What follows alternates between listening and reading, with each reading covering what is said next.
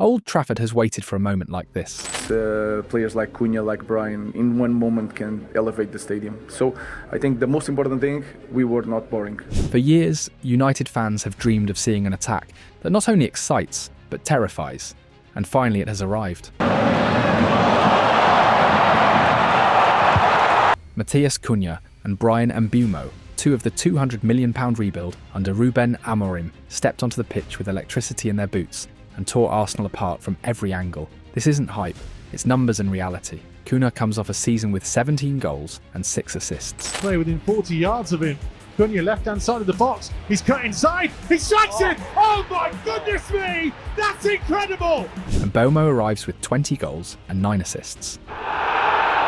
Two players in their prime, both proven in the Premier League, and now united in the same shirt. Together they give Manchester United an offensive duo capable of producing close to 50 goal contributions in a single season. That is the definition of lethal. Against Arsenal, they didn't just show potential, they dominated. Cunha was explosive, twisting defenders inside out, drifting across every attacking zone, and forcing Raya into miracle saves just to keep him off the scoresheet. Cunha had me a couple of times on my sofa. Every time he had the ball, there was chaos. Every dribble, every burst forward looked unstoppable. You know what I love about him? And I think he will be hard to play against for a lot of defenders because he's unpredictable. He's very unpredictable. He can play off both feet, he can go both ways. He's a bit of an elusive kind of, his body's elusive, really nice balance about him. And he's a really good mover. And if he gets, I want to see him in front of goal. When the chances start dropping, is he got that cold ice running through his veins? He's shown he can score in the Premier League. But he's one of those players that if things aren't going well, he might be the one who's the unpredictable one to go and unlock it.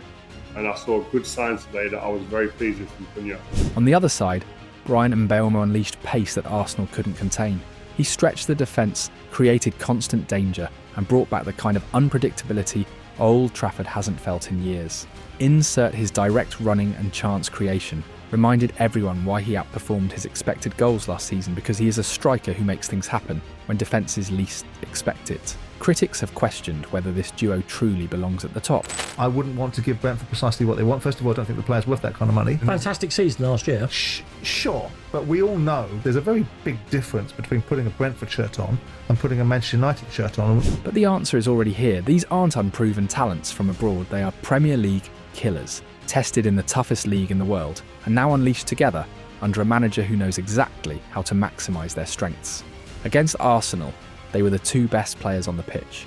And if this was only the first glimpse, then the Premier League should be terrified, because with Cunha and Mbeumo, Manchester United finally have their deadly duo, and together they have the weapons to destroy anyone who stands in their way. Matheus Cunha isn't just vibes and stepovers, he's a proper system piece for Amorim, and the numbers back it up. With Alejandro Garnacho likely heading out, United suddenly need a high output, high availability attacker to live in that left-sided number 10 lane of the 3-4-2-1, and Cunha ticks the lot, 70% plus of available Premier League minutes across 2.5 seasons, consistent end product, and the versatility to flip sides or lead the line as a pure number 9 when the gaffer needs a different look, which means Bruno doesn't have to carry the entire creative piano on his own, while Mount and Ahmad grow into bigger roles. Role-wise, he's tailor-made for Amorim's blueprint. Start as the left 10, drift into half spaces to receive on the half turn, then either punch forward with a carry, or combine short to pull centre-backs out. But he's equally happy to mirror those patterns on the right, or pin a defender up top, which gives United true rotation without breaking their structure. And that flexibility is gold when you're trying to build automatisms in a 3-4-2-1. Availability matters, and Cunha brings it. Aside from a couple of minor knocks and the odd suspension, he's been there week after week, which is exactly what this United needed after a year where the 11th changed every weekend. Amorim wants repeat patterns, and you only get those when your key attackers are on the pitch, not on the treatment table. Against Arsenal, you could see the plan. Amorim read Arteta's high block, noted how Calafiori and White would step into thickened midfield and set traps to spring transitions. The moment United won it, Bruno or Mount looked wide early, and Dorgu plus Mbeumo took off like sprinters, while Cunha timed his movements to arrive between the lines, receive on the spin, and drive at a retreating back four. Explosiveness, reliable dribbling, and real penalty area intent, the exact frontline behaviours United have lacked. Even without the equaliser, the impact was obvious. Cunha and Mbeumo gave United dynamism and discipline in the first line of pressure, but also that chaos spark in possession, constant penetration runs, sharp 1-versus-1 wins, and repeat efforts that forced Raya into headline saves. Those sequences are repeatable, and that's the point, because Amorim's United is now creating the right types of chances against the league's best defence. There's still polish to add cleaner timing on the final ball, sharper box occupancy when Dalot or Dorgu hit the byline, a touch more patience when Arsenal collapse the middle, but the foundation is legit. Cunha fits the bill as the left 10 who can morph into a striker, carry United up the pitch, and give Bruno a trusted co-creator, which is exactly how Amorim wanted this attack to function from day one.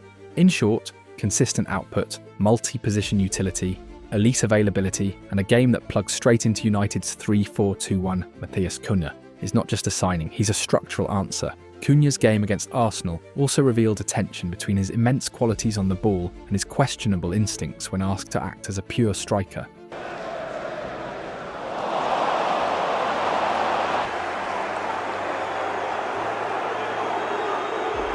Too often he stood behind Arsenal's defenders, signalling for the ball in stagnant positions rather than making the decisive forward runs that stretch a backline and open space.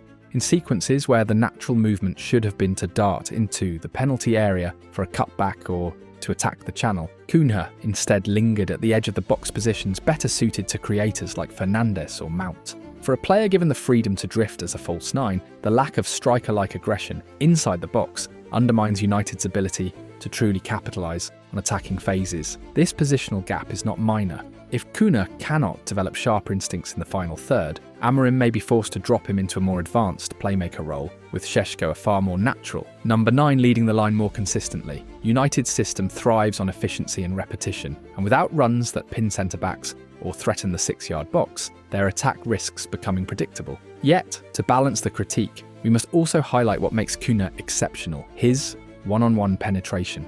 The 32nd minute action was a perfect showcase when he carried the ball past multiple Arsenal shirts with sheer dribbling craft, slicing through their defensive shape and manufacturing a high-quality chance almost single-handedly. This is where Cunha comes alive when he faces defenders square and has grass to attack, not when he drifts passively in static positions. That duality was clear again when United countered with Mbeumo acting as the target man, laying the ball off perfectly for Cunha to finish. Mbeumo trying to get in behind. One down for Matheus Cunha. The move underlined the chemistry between the two, with roles interchanging seamlessly in transition. But the execution, the tame, central shot aimed with curve rather than power, betrayed another weakness: his finishing. Cunha had the time and angle to hit something far more lethal, yet opted for comfort over precision. The lesson is sharp. Cunha can destabilise defensive blocks through dribbles and transitional carries, but to be the striker Amorim needs, he must sharpen his box instincts and finishing ruthlessness. Otherwise, his destiny may not be as the tip of the spear, but as the creative blade cutting from just behind. Whichever role Amorim decides to assign him, one trait remains unmistakable: Matheus Cunha is relentlessly direct. He carries the ball with intent, constantly scanning for the quickest path to goal, a profile Manchester United have lacked for years. Too often in recent seasons, the burden of progressive play has rested solely on the shoulders of Bruno Fernandes, who must conjure daring passes from deep while his teammates hesitate. With Cunha, that imbalance shifts suddenly. United possess a second conduit for danger, a player capable of accelerating attacks both through his feet and his vision. Statistically, Fernandes ranks among the most progressive midfielders in the league, yet his teammates lag far behind in ambition. Cunha breaks that mould. He is not just a willing runner, but also a daring passer, a player who forces opposing defences to backpedal with each touch. It is this duality dribble or distribute that makes him so difficult to contain and so valuable in Amorim's high-octane system. We saw glimpses of this quality in his Wolves days. Against Leicester, Cunha dropped deep from his number 10 role, slipped past Wilfried Ndidi with a feint, and surged into open grass. His run shattered the midfield line, placing him eye-to-eye with the defence before unleashing a shot from the edge of the box. The move itself encapsulated what he offers: disruption from nothing, chaos born out of audacity. And against Arsenal, the same pattern repeated. Dropping into the half spaces, he ghosted through the lines and found himself in front of David Raya. The execution faltered the shot aimed too centrally at the keeper's gloves, but the sequence highlighted his constant threat. Combining with Cunha, who's away. An excellent save by David Raya. Few United players in recent memory have had the courage and the capacity to carve open an elite defence with such improvisation. Last season, Matheus Cunha carried Wolves' attack almost single-handedly, being directly responsible for nearly 30% of their total shots on goal. That figure alone shows the weight he carried on his shoulders, not just finishing chances, but also creating them, driving into dangerous zones and keeping the opposition permanently unsettled. In a team that often struggled to build consistent attacks, Cunha was the heartbeat, the spark that gave them life in the final third. Now, at Manchester United, things change. There's only one ball on the pitch, and soon Amorim have not one, but two players, Cunha and Fernandes, who both demand it in the final third. This is both a blessing and a challenge. On one hand, Cunha's presence could finally ease the burden that Fernandes has carried for years, giving the Portuguese maestro freedom to dictate tempo without being forced to create everything himself. On the other hand, it requires both men to show positional discipline and a degree of selflessness that will decide whether this partnership thrives or clashes. A major reason Cunha was targeted is his adaptability to systems. He already has experience playing in a 3-4-2-1 structure under Bruno Lage and later Gary O'Neill at Wolves. But unlike most players who have filled that number 10 space at Old Trafford in recent years, Cunha offers something extra. Two-footed unpredictability, varied running patterns, and a natural striker's instinct inside the penalty box. He doesn't just occupy spaces, he destabilises them. Cunha, riding the challenges, Matheus Cunha! While his weaker foot remains a work in progress, with only 26 of his 209 Premier League shots attempted with his left, he has shown flashes of brilliance, even there. His curling strike from the edge of the box at Anfield was proof enough that defenders cannot simply shepherd him onto his bad side and relax. When Cunha is in rhythm, every touch feels like a potential dagger. Cunha back onto his left foot. Curling! Oh, that's glorious! What makes his rise even more impressive is his overperformance in front of goal. Last season, only Bryan and Mbeumo and Chris Wood finished more efficiently compared to their expected goals. Cunha was lethal from distance too, leading the league with 5 goals scored from outside the box. For a player who isn't primarily known as a sniper, this shows just how dangerous he can be when given half a yard. Cunha back onto his left foot. Curling! Oh, that's glorious! Even if his scoring numbers take a dip at United, as often happens when roles adjust in bigger clubs, what truly matters is his mentality. Cunha teams forward, forces tempo changes, and injects conviction into attacks that otherwise fizzle out. United's front line has lacked that kind of confidence for years, and if Amorim channels it correctly, Cunha could become the face of United's revival in the Premier League. And now we need to talk about Manchester United's new forward, Bryan and Mbeumo. Since arriving at Brentford from French side Troyes back in 2019, where he came through the academy, Mbeumo built an impressive record, 70 goals and 51 assists across 242 matches. But it was the 2024-25 season that truly turned him into one of the most sought-after players in the Premier League. For the first time, he broke into double figures in the league, finishing with 20 goals in 38 games. In fact, only Mohamed Salah, Alexander Isak, and Erling Haaland scored more. That's the company he now keeps. The timing of his rise couldn't have been more crucial. When Ivan Toney left for Al Ahly in Saudi Arabia in August 2024, Mbeumo stepped up as Brentford's main man. Bryan, of course, is a fantastic player. I've been with him for 5 years, I think he deserved a move. He didn't just carry the team, he dragged them into a fight for European places. His leadership, consistency and clutch finishing made him indispensable. Even his work rate, his pressing, he's just absolutely relentless in that sense.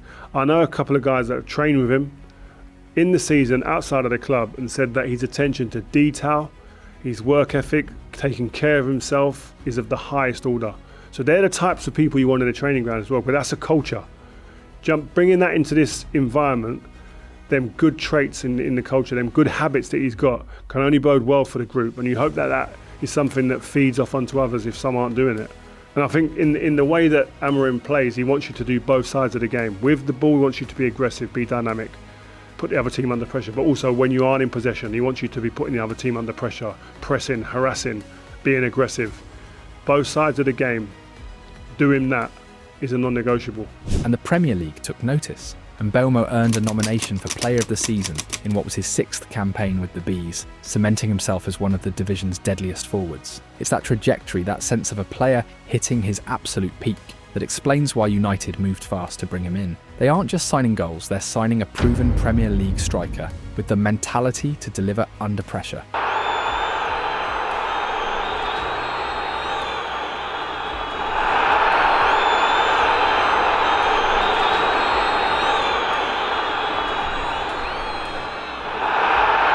Bryan and Mbeumo is a left-footed attacker who has mostly played on the right wing. He's also been used in central areas, either as the main striker or as a second forward, playing just behind a more advanced teammate. His exact role often depended on Brentford's system. In a 4-2-3-1 or 4-3-3, he usually stayed wide on the right as part of a front three. In a 3-5-2, he lined up as one of the two strikers. Going forward, Mbeumo has a real knack for improving his team's attacking moves no matter where he gets the ball. He creates chances for others in different ways. One of his biggest strengths is his precision with the final pass. He often adjusts the speed and angle of the ball perfectly to match the run of his teammate, breaking into space. Mbeumo's dribbling and ball carrying show just how dangerous he can be when driving play forward.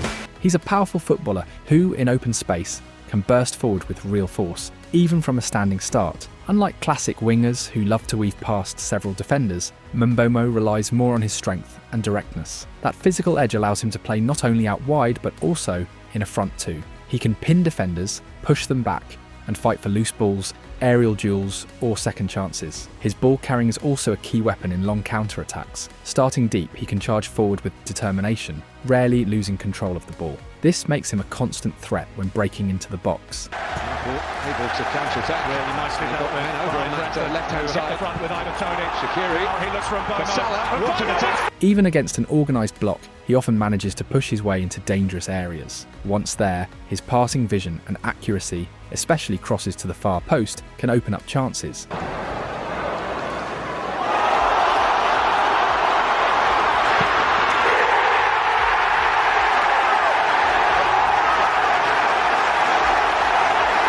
At Brentford, this side of his game was sharpened by the club's data-driven approach, which worked on small details to boost attacking efficiency. We saw a clear example of this against Arsenal, and Mbeumo was excellent at shaking off his marker, creating the gap needed to receive passes in space. One sequence highlighted his acceleration perfectly. He slipped away from Flafiori's marking just in time to latch onto Mount's through ball. What stood out even more was his strength under pressure. Mbeumo's ability to shield the ball and win duels is something Manchester United lacked in players like Amad Diallo or even Antony. In this sense, he brings a much-needed upgrade to the right side of United's attack. United repeatedly found space behind Arsenal's defensive line thanks to quick transitions led by Dorgu on one flank and Mbeumo on the other. Both gave options that stretched the defence wide. Dorgu nearly capped it off with a thunderous shot that hit the post, but the lead-up tells the story. He pulled the trigger largely because no better passing options were available inside the box. Mbeumo's finishing ability has taken a clear step forward. He often cuts inside before curling the ball with precision, or else drives a powerful strike into the far corner. What makes him so dangerous is his disguise, sometimes faking the shot before whipping it to the near post instead. His timing has improved massively, especially when shifting his body with a subtle shoulder drop to wrong foot the defender. This knack of shooting around or through his marker makes him a constant threat. Against Arsenal, however, his threat was often isolated. United's attacking transitions were sharp, but support for Mbeumo came too late. Both Matheus Cunha and Bruno Fernandes were slow to arrive in the final third, leaving him with little choice but to take on solo efforts. One clear example was when Mbeumo had no passing option near him, forcing him to shoot under pressure, while Cunha failed to push forward quickly enough. Even so, Mbeumo remained active and dangerous. He nearly scored more than once, most notably with a powerful header that David Raya somehow kept out with a miraculous save. Flicks the cross into the penalty area. Mbeumo's header! David Raya with a flying save! Keeps it out for Arsenal! His constant movement, both on and off the ball, stretched Arsenal's defensive line and gave United the edge in quick transitions. United's transitions in the first half were outstanding, generating multiple chances, but they lacked the killer instinct in front of goal. Raya's interventions were key. Yet so too were the fine margins in decision-making and the absence of quicker support runs. He has also scored goals with aggressive runs through the middle, starting out on the right flank and finishing in areas where a traditional centre-forward would usually find themselves. This is a move often used by the likes of Mohamed Salah Insret and Cristiano Ronaldo, who begin their attacks from wide positions before appearing as an out-and-out number 9 to finish off the move.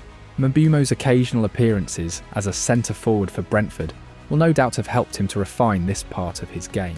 Bryan Mbeumo's tactical profile as a right winger remains one of his greatest strengths. At Brentford, under Thomas Frank, he was among the top 6 in the Premier League for crosses delivered in the 2024-25 season. His trademark move was cutting inside from the right and whipping a curling ball towards the far post, a delivery designed either to find a striker making a late run or to create a second phase chance for midfielders arriving at the edge of the box. These low bending crosses became a weapon, especially when Brentford overloaded the area with bodies like Wissa, Shade and Damsgaard. But Mbeumo was not limited to crossing. His ability to combine inside with supporting midfielders allowed him to advance through tighter defensive blocks, often finishing the move himself after drifting into half spaces. Many of his goals came from timing those central runs, taking advantage of return passes just off centre in the penalty box. Earlier in his Brentford career, when deployed in a 3-5-2 next to Ivan Toney, his role shifted. Toney occupied defenders with his aerial power and hold-up play, while Mbeumo thrived by peeling wide, attacking the inside right channel and linking with advancing wing-backs. This gave him the freedom to act both as a second striker and as a target for long balls, where his leap and physicality surprised defenders. That versatility is exactly what attracted Manchester United. However, against Arsenal, some decision-making issues reappeared. Mbeumo relied heavily on cutting inside, even when better options were available. In certain sequences, a direct cross into the box could have rewarded Benjamin Šeško, who was making sharp off-the-ball movements, but went unrewarded. In fact, Šeško's only header of the match, his single clear opportunity, went wide, but the real issue was the lack of service, not the striker's positioning. The truth is simple. Chemistry will decide how far United can go. Mbeumo, Cunha, Šeško, Mount and Fernandes must coordinate better, especially in transition, to provide cleaner final passes and sharper support runs. Too often against Arsenal, transitions broke down because of a late arrival into the box or a mistimed decision in the final third. Manchester United created plenty of danger, but their finishing and choice of passes betrayed them. If Amorim can sharpen this duos and the unit's end product with dedicated finishing work and positional drills, then Mbeumo will not just be another flashy winger, he'll be a decisive weapon. And with the physicality, directness and vision he brings, it's only a matter of time before the goals flow in red. What Mbeumo and Cunha showed is simple. They are going to be a force in the Premier League. Gone are the flat, lifeless nights at Old Trafford, where United lacked spark. This duo brings pace, creativity and bite everything the attack has been missing. With Amorim's system, their link-up can turn tight games into moments of chaos and brilliance. It's Mbeumo's time, it's Cunha's time, an era that will lift Old Trafford to its feet again and again.